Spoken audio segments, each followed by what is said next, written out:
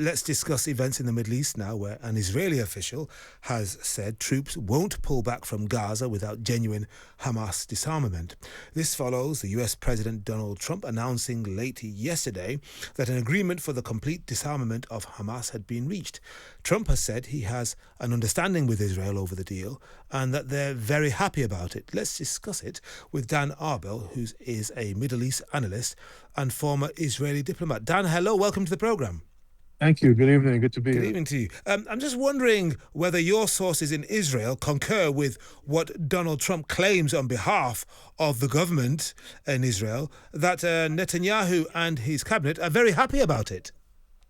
Uh, Quite the contrary. I think that the Netanyahu government is very unhappy. And I think that we'll see in the coming weeks and months all sorts of attempts by the Netanyahu government to back out of any commitment to carrying out and implementing this agreement. Especially at a time of elections in Israel, election season is already underway, and you already see Netanyahu's rivals accusing him of capitulating, of not living up to the promises that he made all these years about finishing up with Hamas and dismantling it totally, and so on and so forth. So this, for him politically, it's going to be almost impossible in actually implementing it. And I think that that's what he's also. I'm very skeptical about any chance for this to actually happen in the coming months. Even if Donald Trump, Benjamin Netanyahu's ultimate guarantor, wants it to happen, if he does, how will Netanyahu, or indeed his successor, be able to resist this pretty unstoppable force?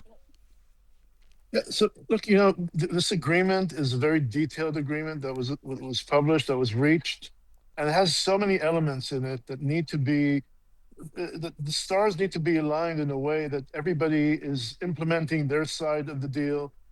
And right now, I just don't see that happening because, for instance, Israel says it will not agree to implement its part of the deal until Hamas totally disarms, until Gaza is demilitarized. Hamas is saying it won't live up to its part of the deal if Israel does not withdraw. Israel is saying it will never withdraw, or it will not withdraw. And so, the story of the chicken and the egg, which comes first? And then it's very, very hard to see any of the sides actually moving towards implementation.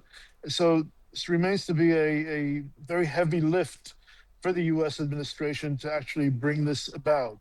But in And the even long if history of this terrible relationship, as it were, between Israel and the militants in Gaza, have we ever had a situation before where the Hamas leadership has said, yes, we are prepared to disarm? so no, I agree with you. It's historic if it actually happens. On paper, it's a historic deal. And if Hamas disarms and vows never to turn in all its weapons, and agree that a new interim government in the Gaza Strip will take over control, and there will be one authority, one gun. That's exactly something that we all hope for. But it's very, very hard to see. First of all, Hamas giving up its part, and then Israel giving its part of the deal. So I'm very skeptical. I'm sorry to say. We don't hear anything like as much from Gaza. A little bit more about the West Bank these days. Other conflict zones take priority, certainly in the media in this country. But what do you think the people of Israel want at this point? So when they heard that Hamas was prepared to down tools, it's just about how, not the principle. What do you think they would have made of it? And what would they expect from an incoming government post-election?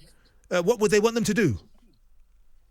There is quite a consensus among Israelis that Hamas needs to be, dismantled, destroyed, not part of any equation for the future of Gaza.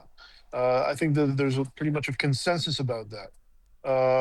The next government that comes in depends which government that will be. Whether it will be a Netanyahu-led government or a centrist or left of center government, and that's that remains to be seen. So each it really depends on the identity of the prime minister and what coalition they will actually lead.